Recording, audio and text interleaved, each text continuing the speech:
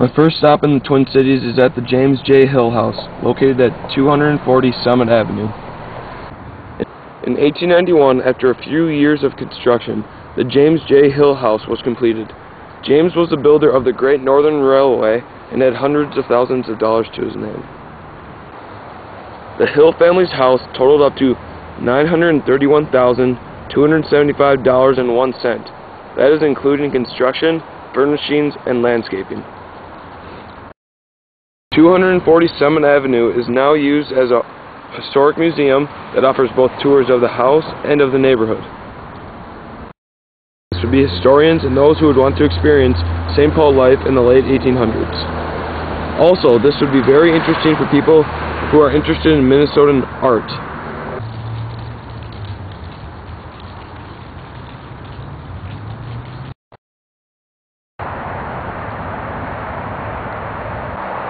Next, we are visiting the Cathedral of St. Paul. Archbishop John Ireland secured this dream site for the cathedral in 1904.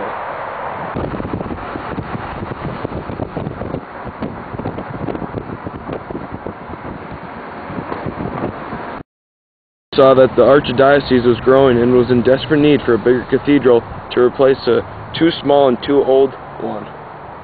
Located at 239 Selby Avenue, the cornerstone was put in at the dream site on June 2nd, 1907.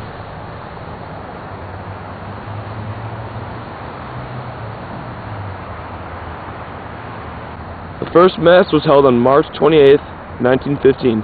This date also happened to be Palm Sunday. Though it still held liturgies, work would continue on the inside for years. It was finally consecrated by Archbishop O'Brady on October 14th, 1958.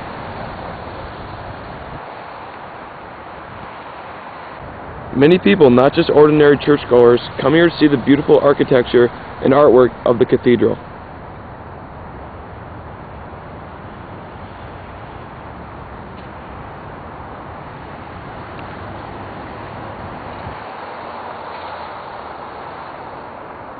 Mass is offered every day of the week, and confession is offered 5 days a week, Monday through Thursday and Saturday.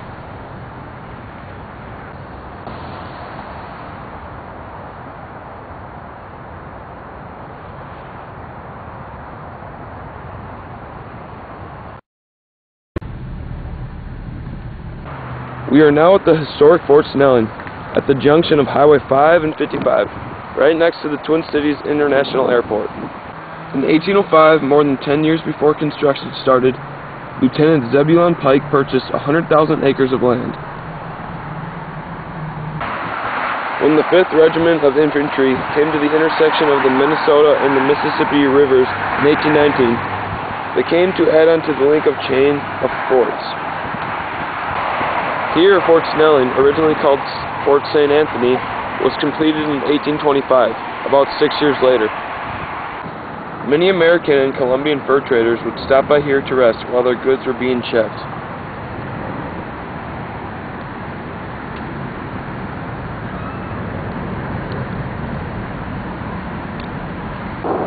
Many people would be interested in the fort, including those interested in the War of 1812 and war veterans.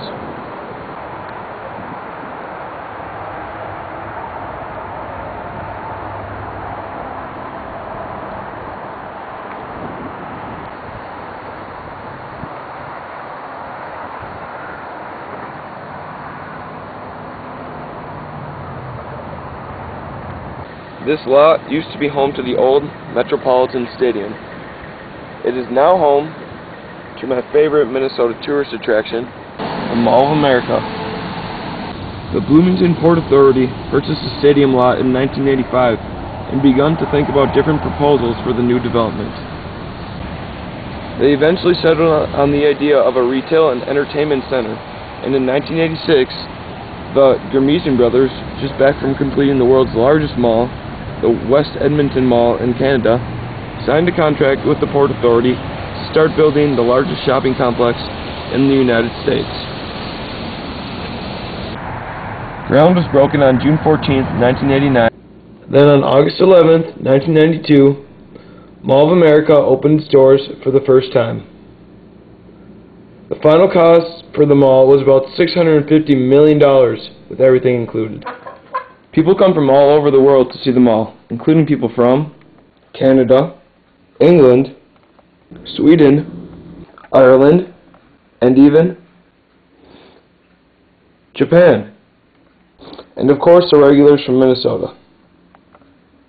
The Mall of America is a huge hit with teenagers because they come to shop their favorite stores, hang out at a movie, get an autograph from a favorite celebrity, and even ride a roller coaster all in the same building at once.